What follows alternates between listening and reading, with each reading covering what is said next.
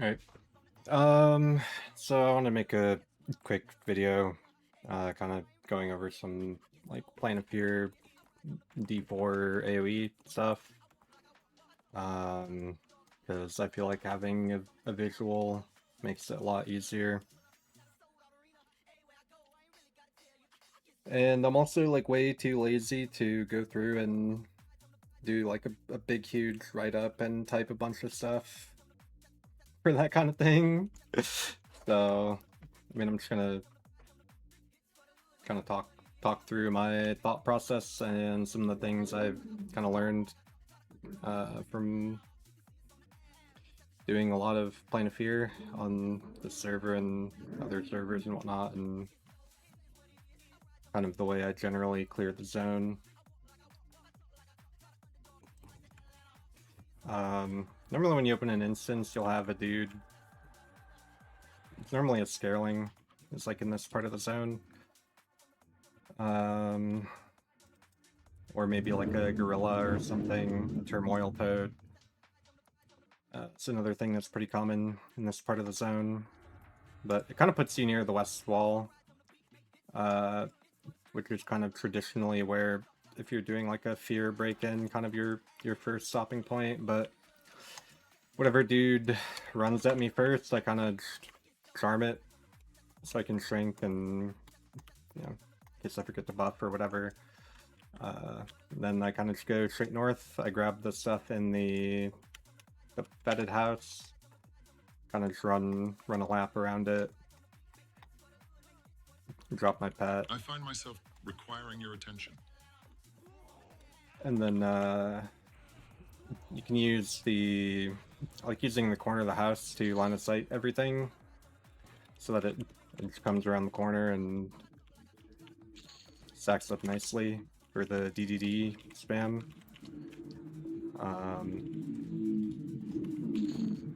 And then yeah, at that point you're kind of just cruising. And yeah, everything kind of dies. And then you get the...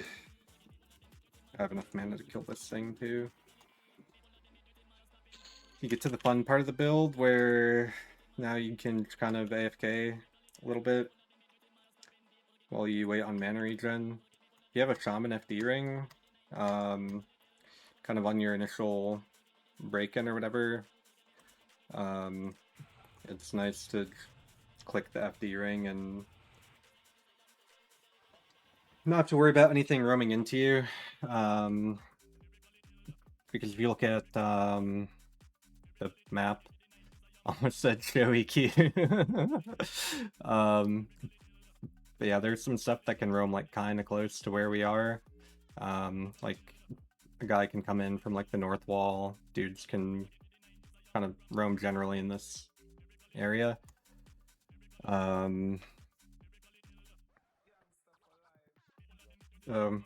I could just rip an FD here.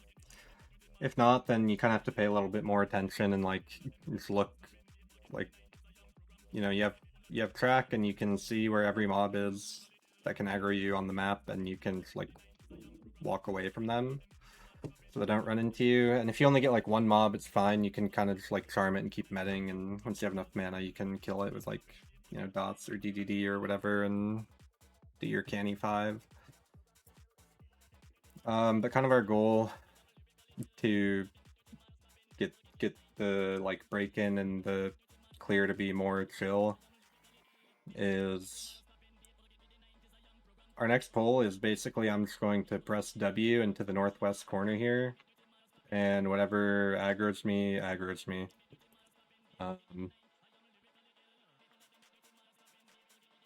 And yeah, I mean, my character has enough gear to kill it without very much effort, because I have a huge pile of mana. I have like a huge amount of resist, so the mobs can't really cast anything on me. I have enough endurance, enough yellow bar to where my evasive is going to last through the whole pull. If you're a little bit worse geared, you probably want to be a little bit more careful, and like try to limit your pull to like 5 mobs and you know, try to be as safe as you can in this zone. If your gear is like really bad, then you maybe just want to clear like the west wall zone in area. And like you might have to do some of that with just like some regular old like charm killing and dotting or whatever, but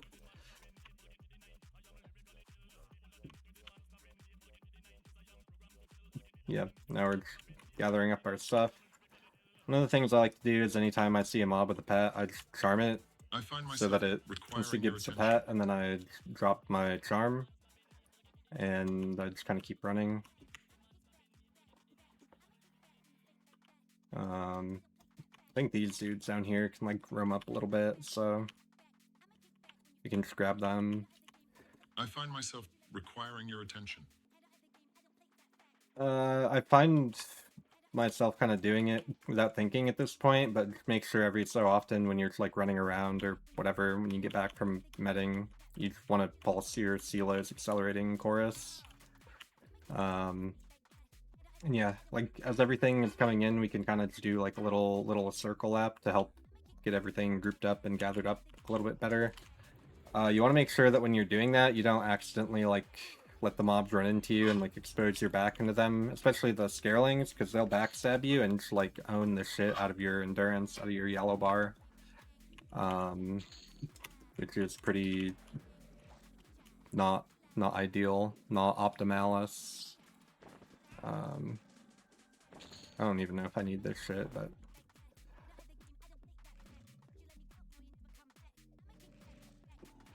yeah. Now that this part is cleared, you have this whole like northwest corner area to the north. This spot in between the north wall and the firewall is typically a pretty safe place to be. There's occasionally like this mob here, I think, can roam like way up here. And if it does that, you can like, you know, use some leftover mana and blow it up or whatever, and it's fine. But this is one of the less like densely populated parts of the zone. So I kind of just like starting here. Also, you get to the temple, the amygdalin temple, faster inside the firewall, which has like all of the amygdalin like knights and warriors or whatever. They can drop the planar BPs. And there's also some like phoboplasm cube men in there, and I think they can drop like any item, any slot, which is pretty good. This like western half of the zone too also has the spiders, and they can drop the like cryo silk caster set that is like unique to Plane of Fear. And some of those items are kind of useful if that's like a thing that you care about. I know there's like extended range 3 belt for int casters, which is pretty good if you are doing something like I am, where you're wearing a belt and then you have a belt in your any slot. So then you can wear like the bone clasp girdle focus, and the like extended range is pretty good. It's also just like decently statted, and some of the pieces are like decently statted like Endcaster gear, which is nice for just like leveling new guys. I'll start with the lower floor. So the temple is actually like kind of dangerous or whatever. Should actually train this AA. Haven't really done that. And this is like a pretty good spot if you want to send like a divine aura, if you're playing like the cleric version. Because when you're divine aura, nothing can hit you, nothing can hurt you, it's not going to drain your stamina. The one thing you want to be careful of is the duration of divine aura.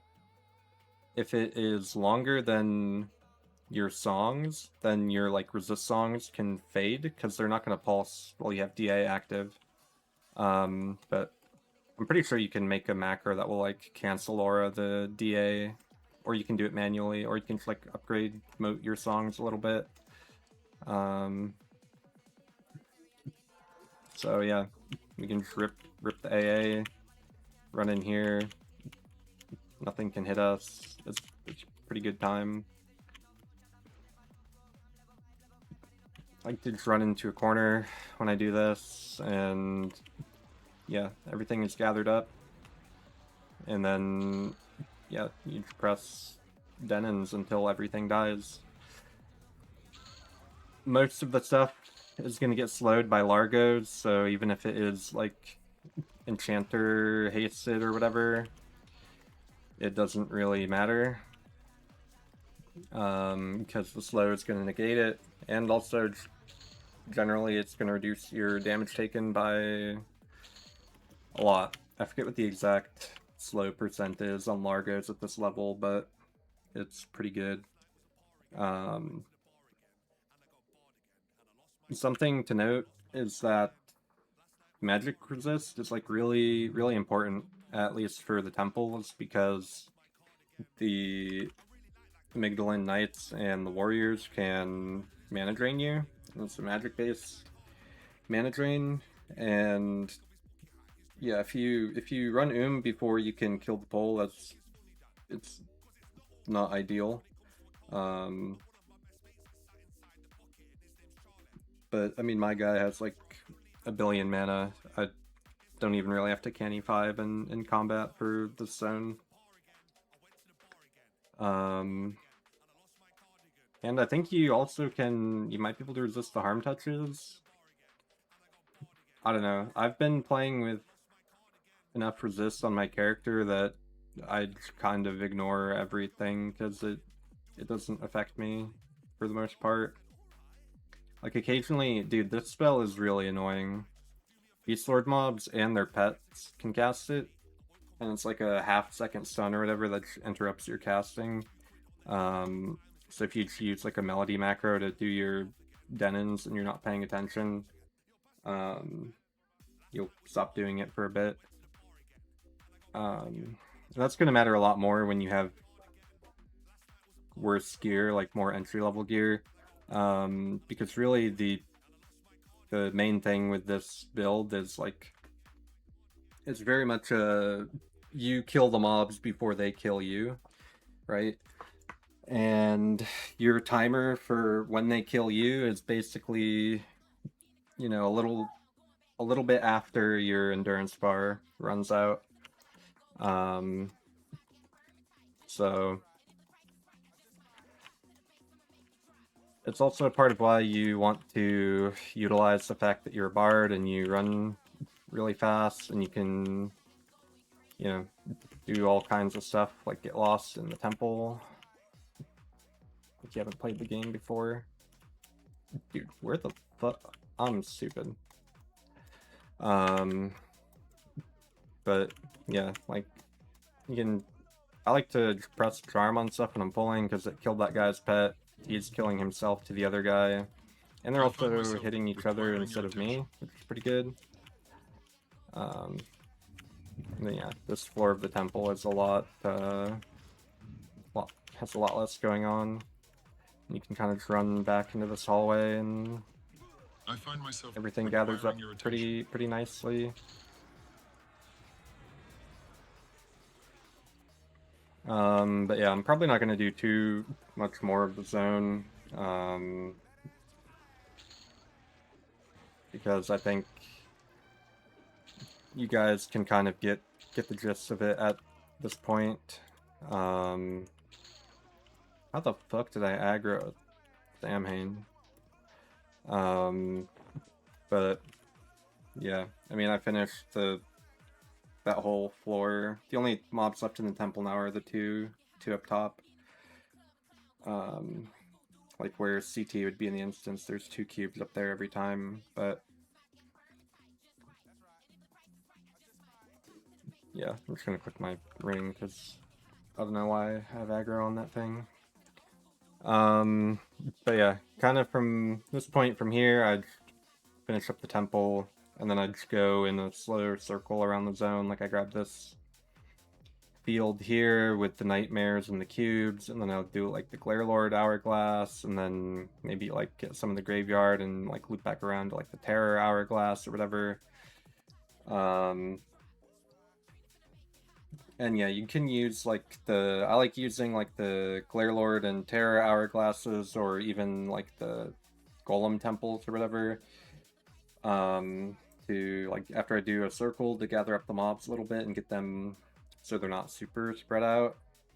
I'd use one of those things to have a break in line of sight so the mobs run to me instead of standing 10,000 yards away and like casting spells while there's like, you know, the one random like warrior berserker mob like beating your fucking brains in and emptying your endurance or whatever.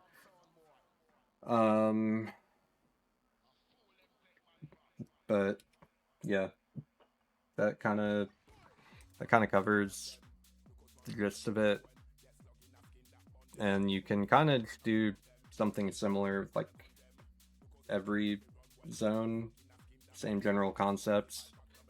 You know, use charm to delete pets from mobs, utilize the fact that you run fast so mobs can't attack you, equip items with resistances and play resistance songs so they can't cast spells on you, use line of sight so mobs aren't like straggling in and like nuking you from downtown.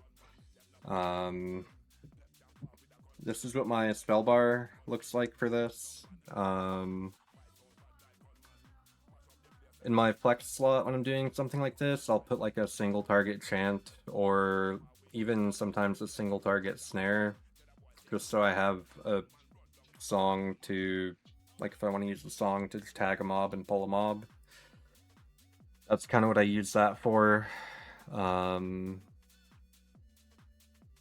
But yeah, I think I sat in overchannel stance for most of this because, I don't know, I just forgot. But in Plane of Fear, you can normally just sit and empower.